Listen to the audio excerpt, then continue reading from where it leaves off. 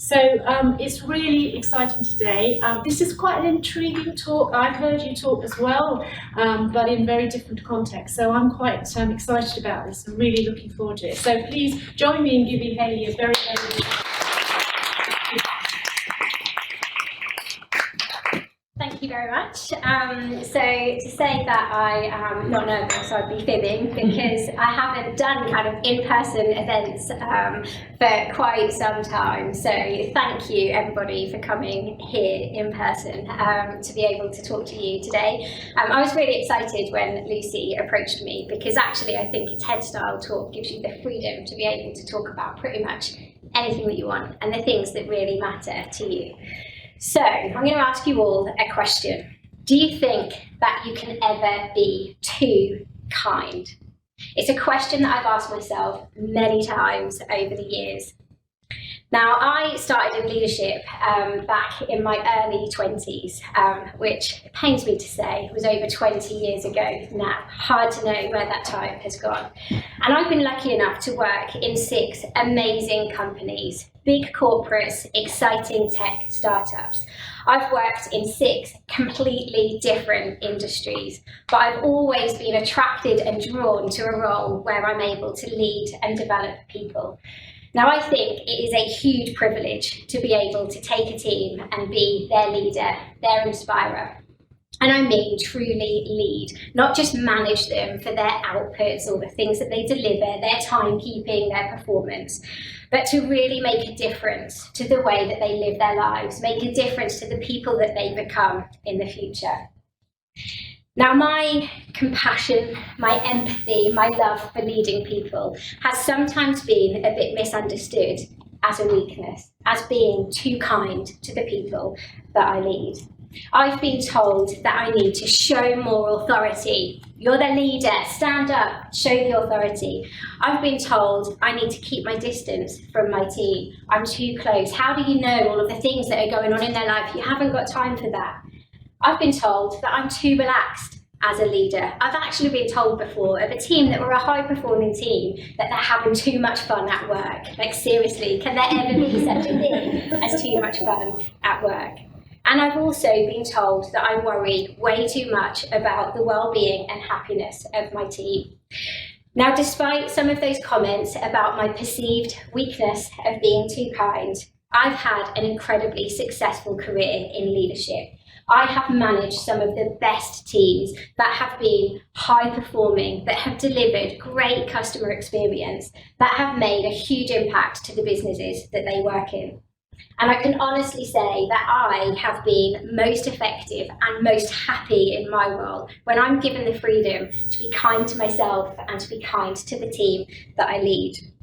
And actually, some of my darkest moments in my career, I would say, are when I've tried to conform, when I've tried to be the leader that other people expect me to be, when I've tried to step up and be more authoritative, when I've sat down and had conversations with people that I know are not balanced and I know are perhaps not the right conversation to have.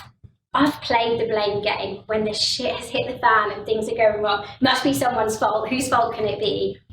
And I've also allowed my anger, my frustration to come out on my teams. And they're the moments that don't make me proud. They're the things that haven't made me happy. Now, the root of all evil that we all face actually is attributed to who we are as people. We spend so much of our time envying the lives of people that we don't even know. Social media has made it so much more so.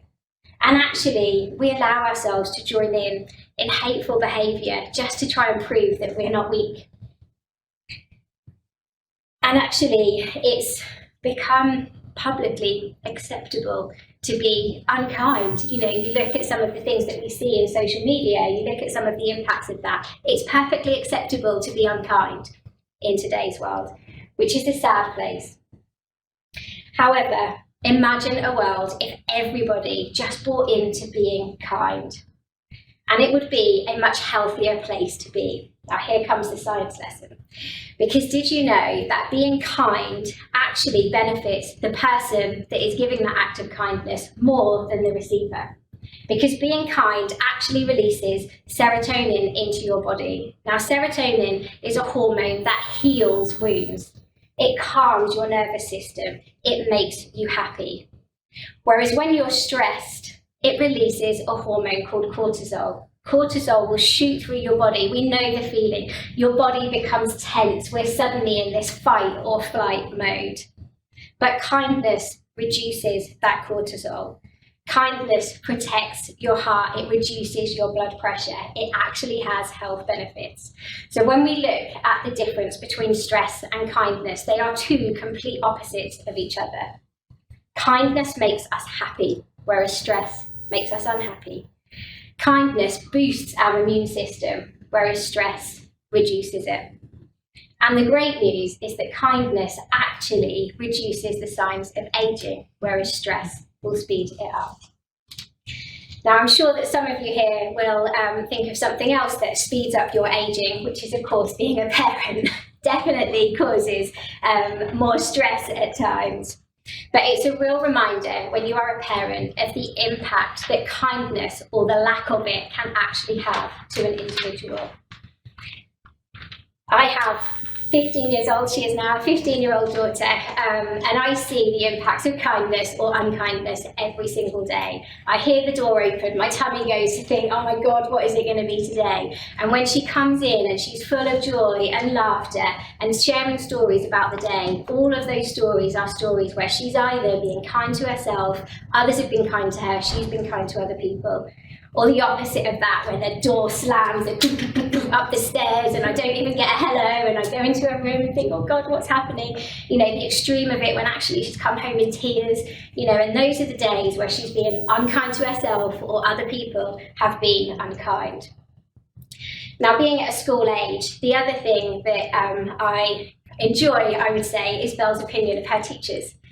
Teachers are another role that they play in terms of being able to use kindness in a great way. And when you think back to the teachers that you remember at school, you'll remember the ones that were the kindest, the ones that listened to you, the ones that made learning fun. There's that age-old saying that people won't remember you for what you did. People will remember you for the way that you made them feel. And I have a teacher that stands out to me from when I was younger. Mr. Robotham, his name was. Hopefully this video might go viral and we can try and find Mr. Robotham. Because one thing that I remember Mr. Robotham for is that he was incredibly tall, like insanely tall. Now, I was really short at that age, as you can imagine, not very tall now. So he might have just been normal size, but I feel as though he was like bigger than a doorway. And he had the biggest feet you can ever imagine. Now, we might have made this up at school, I'm not quite sure, but we told ourselves that his feet were so big he had to have shoes like specially made for him completely. But other than his sheer size and these massive feet, he was one of the kindest and most caring teachers you can imagine. And at 8 years old, that kindness changed my path. It pretty much saved me. Because sadly, at 8 years old, my mum became extremely ill. Now, my mum wasn't the obvious kind of ill. She wasn't going to hospital. She didn't have a terminal illness. My mum struggled with mental health, and her behaviour became erratic, psychotic even. She drove my dad away, and if I'm honest, pretty much ruined his life. But nobody knew because she wasn't ill. And if you imagine, this is over 35 years ago, so you think that mental health is a taboo subject now. It was not even known back then, but my teachers did notice. My teachers saw the shift in behaviour in hers and in ours. And sadly, my mum became too ill to care for us. We were taken into foster care in the middle of the night. My mum was taken away, and that was it. We were left with strangers. Now, I lived in a very small town of Cromer, and most of you will know Cromer. You can imagine in a small town, gossip like that spreads like wildfire. So within a couple of days, when we were back at school, the whole school knew the story of the Johnson girls that were taken away in the middle of the night by their crazy mum. And you know what? Kids are pretty cruel. They don't mean to be, but kids are cruel. But it was the teachers that showed that kindness, that compassion. Mr. Robotham, with his crazy big feet, that was there to be my comfort blanket. He was the person that showed me kindness when I needed it the most. He was the person that helped my friends understand how to show me kindness. And that kindness wasn't putting an arm around me or hugging me. That kindness was giving me a normal life. It was giving me stability. And between my teacher and the other teachers around, they gave us that really stable place to be when home was so unstable. Now, we were children in a pretty tragic situation. Let's face it, all teachers would have been kind. You would all have been kind if you were in that situation. As adults, it's not so obvious. It's not so easy to see when somebody needs that arm around them or needs to have that kindness. We try very hard to hide the fact that we need that kindness. As all of you will know too well, and the last few years have certainly shown us, life is really, really tough. We're all fighting some sort of battle, fighting demons. We allow so much pressure to sit on our shoulders to try and be this perfect version of ourselves. And you know what? We don't always get it right. In fact, we probably get it wrong more than we get it right. And it's the kindness that we show ourselves. It's the kindness that other people show us that will allow us to bounce back. Now, in my early 30s, I was working for Aviva, and I'd like to say I was pretty successful at that time. I had a pretty senior position. I was mixing with lots of the senior team. I was working on some pretty high-profile projects. I'd like to say I was a high flyer. But at home, it was a bit of a different story. And in fact, you might say it was a little bit of a shit show. In that, I had got myself into a crazy amount of debt. I was a single parent on my own, and I was kidding myself, if I'm honest, in terms of the life that I was living. I was probably trying to live a life that I just couldn't afford. And the debt started to creep up and creep up. But I was a high flyer. I was in this amazing role. I couldn't be somebody who couldn't afford to go on the night out, who couldn't afford to drive the nice car and do the nice things. And so I buried my head and I carried on living this life that I couldn't afford. And the debt compounded. And it got to a point where it saddens me, actually, when Isabel tells the story. She finds it quite funny now, but she tells the story of hide and seek, where we would literally hide upstairs as people were knocking on the door. Those people knocking on the door were bailiffs coming to take my things away because I hadn't paid the debts that I should have paid. And as you can imagine, that stress was building up. And so that stress started to come into work. My performance started to suffer. I wasn't the great leader that I perhaps had always been. But my leader saw that. My leader sat me down at that time to try and understand what on earth was going on to change the performance that I was delivering. And it was the kindness and the time that she gave me that really helped me to find my way out of that situation. And she sat me down and would not let me leave until I told her the extent of it. And I was embarrassed. I didn't want to have to admit that I had allowed myself to get into this situation. But she didn't make me feel embarrassed. She didn't make me feel like a failure. She sat there and helped me see that it's just temporary. She left the room and came back in with a telephone number. And that telephone number was Aviva's debt helpline. And that phone call was probably one of the most difficult phone calls I had to make because I had to fess up to everything. I had to own up to myself at just how badly I'd been living my life and you know that I would have to make that change. But an hour and a half later, suddenly the weight was lifted because I had a plan. I could see in the distance that I was going to get my way out of this. When I sat down with my boss and explained some of the other things, I couldn't afford the childcare to come in and work full time. I needed to work full time to be able to achieve this debt plan that I put in place. And so she got creative. She worked with me to understand how I could balance being able to still be there and be the mum for Isabel, but how I could then work the childcare around, and we slashed my childcare costs in half. And had she not have done that, I would have had to make different decisions. I couldn't have carried on doing the job that I was doing. And at the times where I would put pressure on myself that I'd see other people driving a nicer car or going on a nicer holiday, it was her that would rein me back in to be like, stop, you can't afford it, get over it. It's only today that you can't afford that. You're building a life for the future. And it was that guidance and that kindness that she showed me that really did change my path. And now you'll be pleased to know that we do have an amazing time, and Isabel definitely does not lose out for those things because of the help and advice that I had early on. Now, I think that you can all agree that people don't intentionally perform badly. People don't make mistakes because they want to. People don't come into work with a bad attitude because they think they just want to come in and piss everybody off for the day. It isn't what they want to do. Quite often, those reasons will be caused by something deeper. And I think it's our roles as leaders, it's our roles to take responsibility, to truly care and understand what is it that's really going on that is causing that person to behave or perform in that way. And how can you actually make a difference? Because it could be that poor performance is being driven because you've put bad processes in place at work. It might be that your communication isn't that great and is having that impact on that person.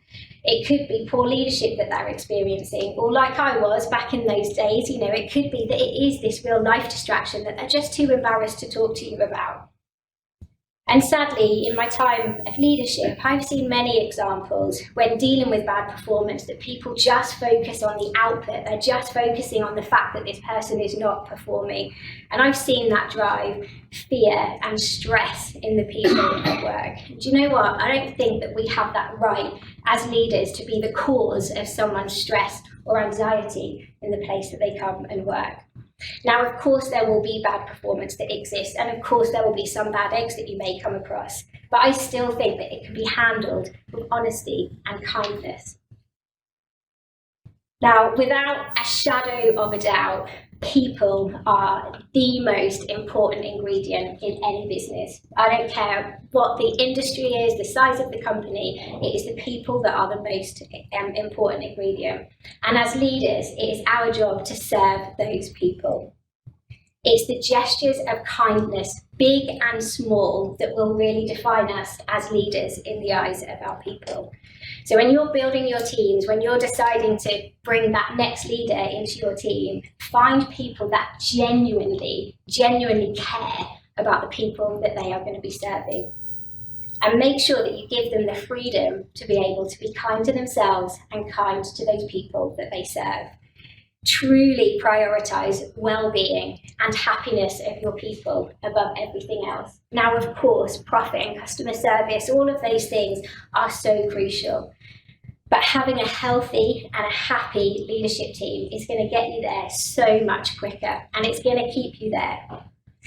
So whether it's from that initial interview when you're first starting to engage with somebody, it should be kind. It should be kindness at the heart. Whether it's offering a job or declining a job, it's a chance to be able to offer that kindness. The time that somebody's waiting to start through that notice period, when they're being onboarded, their first few weeks with you, the big events that happen at work and at home, the tough times that they go through, and they will because it's life. And those extraordinary moments that they deliver either at work or at home are such a great opportunity for each and every one of us to show kindness, that extra bit of thought, that special moment that you can create for that person, and for you to be the person that just cares too much. Now, the great news for us here in this room, the great news for our beautiful city of Norwich, the great news for the world today is that kindness is teachable. Kindness is contagious. Kindness will breed kindness. It's not only about helping others, but it's about being able to help yourself. You heard earlier the health benefits. You are the person that will benefit the most from being kind to somebody else. And it's actually the most selfless, selfish act that any of us can conduct. So I conclude, can you ever be too kind? Kindness is not a weakness, it's a superpower.